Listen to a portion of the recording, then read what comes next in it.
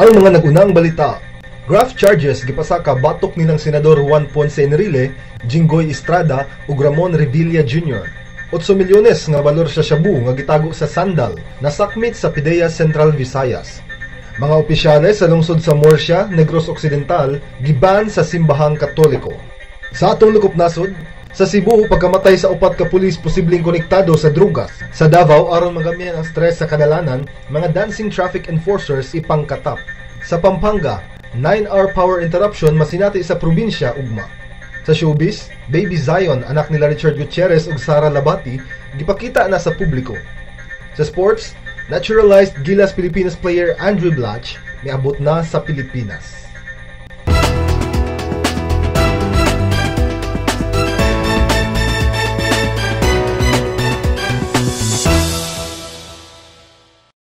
Mayong udusugbog sa mga nagsunod ning among pagsibya Martes karon Hunyo 10 tuig 2014. Kini si Jay Sandoval magatud kaninyo mga nagunang balita.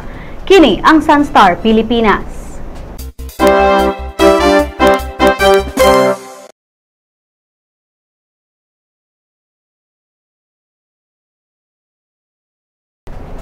Aduna kitay bagong nisulod nga balita, ang low pressure area nga nasigpatan sa Luzon nahimo ng tropical depression. Ginganlan kinig Esther ay kalamang bagyo nga misulod sa nasod karong tuiga. Alang sa dugang detalye aniya si Netherlands Salitrero gikan sa Pag-asa Mactan. Netherlands. Maying hapon mo kini ang pinakalahing kalambuan sa tong panahon karong adlaw Hunyo 10. Ang low pressure area na nahimutang sa Basco, Batanes nahimo na kining tropical depression nga gipanganlang Esther. Gani ang alas 10 sa buntag ang center sa tropical depression Esther gi-estimate base sa tong satellite data na nahimutang sa 120 kilometers north sa Basco, Batanes. Aduna kini gikusgon nga hangin nga 55 kilometers per hour ug gi-forecast kini nga maglihok sa direksyon nga northeast sa gipaspason nga 20 kilometers per hour. Ang tropical depression Esther gi-expect nga maabot sa 540 kilometers northeast sa Basco, Batanes ugma sa buntag o pag-abot sa Huwebes sa buntag gawas na kini sa Philippine Area of Responsibility. Signal number 1 ang ipasaka karon sa Batanes Group of Islands, Calayan ug Babuyan Group of Islands. Alang sa dugang pang-update, bisita ang among Pag-asa website sa www.pagasa.tosc.gov.ph. Ikan diri sa Pag-asa Mactan, kini si Ned Salitrero. Daghang salamat. Ang ombudsman may pasaka kagahapon og kasong graft batok nila ni Senador Juan Ponce Enrile, Jinggoy Estrada ug Ramon Revilla Jr. Ang tulo ka mga senador giingong mibulsa og milyones ka pesos gikan sa PDEF allocations nga gipaagi sa mga non-government organizations. Niadtong Biyernes ang mga senador gipasakaan sab og kasong plunder sa Sandigan Bayan. Samtang sa privilege speech kagahapon ni Revilla nibutyag kini nga limpyo ang iyang konsensya ug nanamilit sa iyang mga kauban sa Senado. Handa akong mapiit at magsakripisyo dahil alam kong sa tamang panahon ay lalabas at mangingibabaw pa rin ang katotohanan. Ang Sandigan Bayan gingong naghuwat na lang karon sa desisyon sa Korte Suprema sa gihangyo ni Ombudsman Conchita Carpio Morales sa High Court nga magmugna og special divisions nga mugunit sa mga kaso sa PDEF.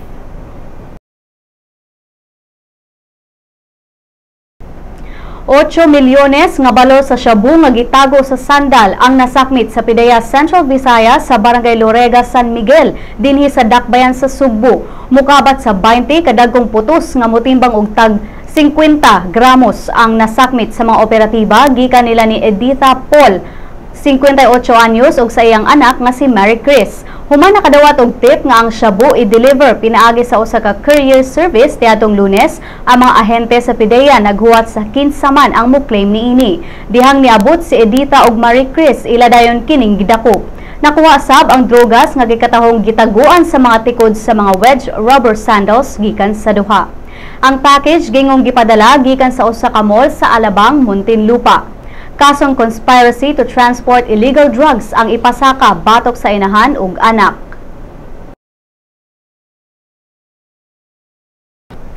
Si Murcia Mayor Andrew Montelibano ug ang mga miyembro sa Municipal Council sa lungsod giban karon sa Immaculate Conception Parish sa Negros Occidental. Sa mga wali ni Father Greg Patino niadtong Domingo, gideklara niini nga wala nay katungod si Mayor Montelibano ug mga kaubanan niini nga makadawat sa mga sakramento sa maong simbahan. Mato ni Father Patino na insulto siya sa resolusyon sa mayor nga nangayo og tabang ni Bishop Vicente Navarra aron pahawaon siya sa pwesto ug ang assistant priest niya nga si Father Agustin Hinayan. Sa iyang bahin, si Mayor Montelibano niingon nga dili siya mohatag og komento sa hitabo ug iya na lang kining itugyan kang Bishop Navarra. Gingong nagsugod ang wa pagkasinabtanay sa duha ka kampo tungod sa mga banat ni Father Patino batok sa mga opisyales gumikan sa pagdagsang sa mga iligal nga drogas ug sugal sa lungsod.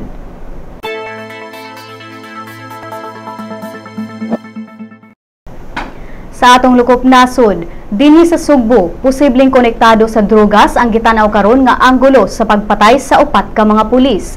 Gingong sa buhi pa ang upat, punteriya nila ang mga drug syndicates sa probinsya.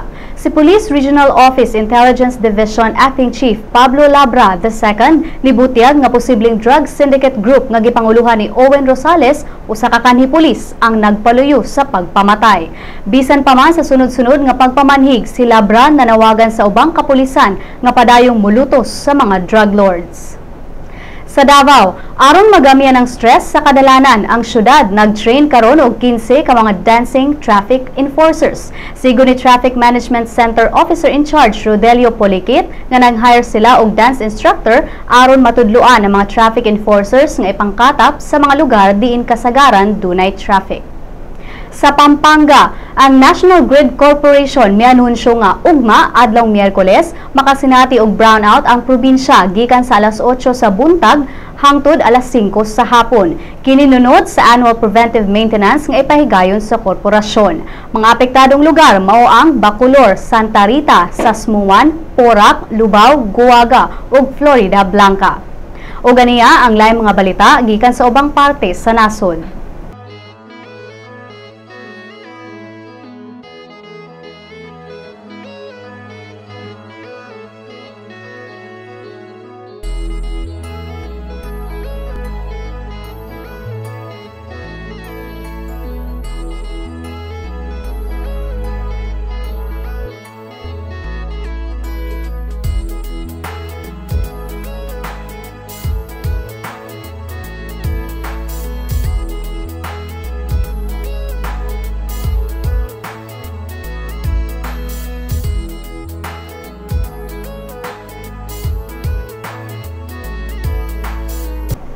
Mga higala, sa atong pagbalik ang balitang showbiz.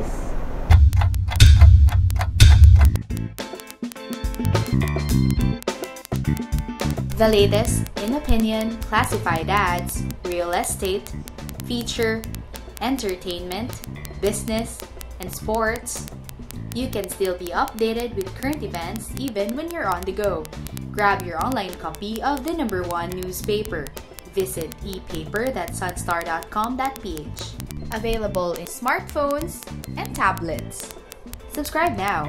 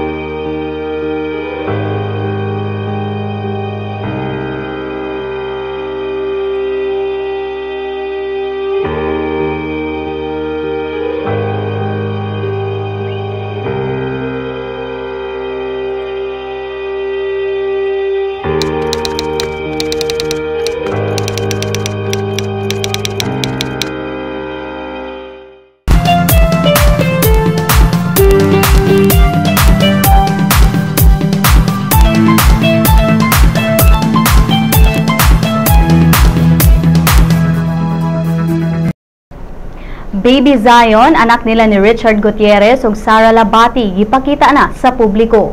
Kawatan nasikop sa balay ni Sandra Bullock. Si Maris Puyo sa Showbiz Chika. Sa katapusan, gipakita na ni Richard Gutierrez ug Sara Labati ang litrato sa ilang lalaking anak nga si Baby Zion sa E! reality show It Takes Guts to Be a Gutierrez. Si Baby Zion gituhang nataw sa Geneva, Switzerland, diin mao sa lugar nga natawhan ni Sara. Sa maong show, si Richard ni Chika kung giunsa nila pagtago si Baby Zion taliwa sa mga kontrobersiya aron makasulod sila sa Pilipinas nga walay makabantay sa bata. Matod ni Richard, kitabangan sila ni Mami Esther ni Sara nga mo ni dala sa bata nga gisugat sa magtiayong Annabel Rama ug Eddie Gutierrez nga nagpaabot sulod silang sakyanan nga nakapark unahan sa airport. Nasikop sa mga otoridad ang kawatan nga nasakpang nangawat sulod sa balay ni Hollywood actress Sandra Bullock. Nahitabo ang insidente pasado alas 6 sa buntag ni adtong Domingo. Sigon sa taho, naa si Sandra sa balay ni adtong tungura apan wala ra kini nakasinati o kadautan. Ang 49-year-old actress na ila sa mga salidang Speed, Gravity ug The Blind Side. Sa Showbiz Chika, Maris Puyo. Alang sa uban pang Showbiz Chika, bisitaha ang celebrity.sunstar.com.ph o i-follow pod mi sa Twitter at Sunstar Showbiz sa atong pagbalik ang balitang sports. Typhoon Yolanda devastated central Philippines. Thousands are homeless and hungry. You and the world responded. You've donated food, water, and cash. You've comforted evacuees fleeing their ruined communities. Here's a new way to help without spending a cent. Join Sunstar's Click for a Cause. Simply visit us at sunstar.com.ph. Read our stories and be informed. Recommend or share Sunstar stories to friends. In that way, we help rebuild typhoon-ravaged communities in the Visayas. For details and mechanics of this campaign, visit us at clickforacause.ph. More clicks mean more help. Click now! Mga kabisdak! Anian na ang atong magazine! Bisdak! Kabisdak ato ani gikan sa Bagatan hangtod norte. Isan asa, mapadpad, Bisayang dako, makalupad. Mahitugmaon, matinahuron, matinabangon, mapasigar buhok. Bisayang dako, ehemplo sa maayong lumulupyo. Anian na bay? Bisdak! Ato ni bay? Bisdak! Original ni bay? Bisdak Magazine ni bay. Ang Bisdak Magazine mapalit sa Newsboys ug sa inyong suking tindahan. Had your daily dose of Sunstar news? Good news! Sunstar's e-paper has a 7-day trial version. You can now check on the recent headlines on your desktops, tablets, or smartphones. From the hottest news to the latest updates on any publication. You may register with the following steps. First, go to the website www.sunstar.com.ph. Click the e-paper button at the upper right corner of the page. Once you get to the page, you can see the new user and existing user icons. Click the subscribe button of the new user icon. Fill in the required field of information for registration. Once you're done, don't forget to mark the I have read and agreed to the terms of use and the privacy policy. Click Next. Step 2 will let you choose your type of subscription. Since you're subscribing for the free version, click on the Sunstar Cebu free trial. Click Next. The end of the registration will lead you to the page of today's headlines. And that's it! Enjoy your 7-day free trial subscription. For more information, visit www.sunstar.com.ph.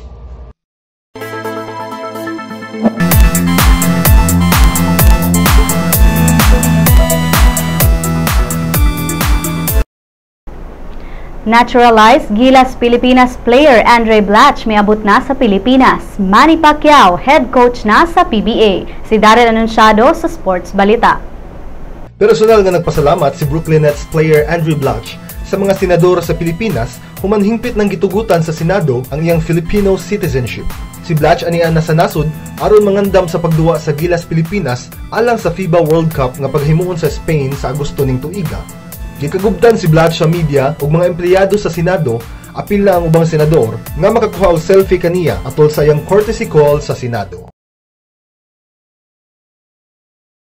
Natuman na ang pangandoy ni pambansang kamao ug Sarangani Representative Manny Pacquiao nga mosulod sa natad sa professional basketball. Kini human formal nga gianunsyo si Pacquiao isip head coach sa Kia Motors, ang pinakabag-ong team sa PBA. Matod sa boxing champ, iyang ipakita nga maayo usab siya sa basketball ug dili lang kutob sa boxing. Apan dugang ni Pacman nga wala pa siya mahibaw kung makaduwa ba siya. Kini si Daryl Anunciado alang sa Balitang Sports.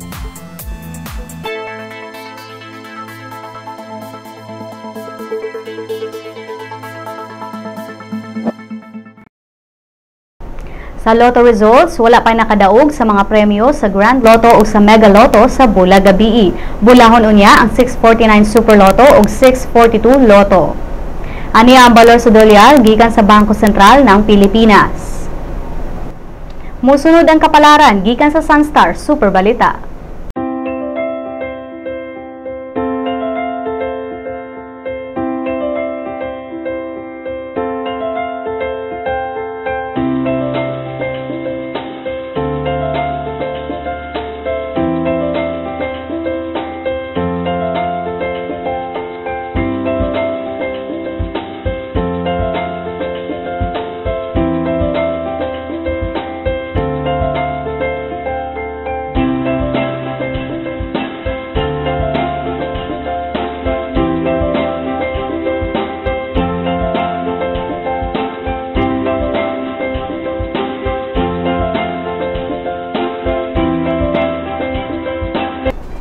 Dinhin natapos ang atong mga balita karong adlaw. Alang sa dugang pang updates, bisitaha ang www.sunstar.com.ph. I-follow pod mi sa Twitter at Sunstar Online o pangitami sa Facebook, Sunstar Philippine News. Maguban-uban na sabta, ugma, gikan dinhi sa Sunstar Cebu Headquarters, kini sa Jason Doval. Ug kini ang Sunstar Pilipinas.